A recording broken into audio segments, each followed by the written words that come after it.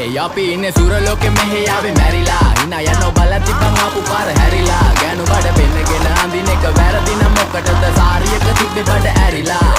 ඩෝංගල පතු වෙන්න ඕන් දැම්ම මාළුවන්ට පාන් දැම්ම වගේ ඇවිත් තාල යන්න එන්නේ පහල යන්න ඇවිත් කට වාල යන්න අපි ගැව්වේ මොරා නිසා පදිරි වෙන්නේ නෑනේ ඔය සාලයන්ට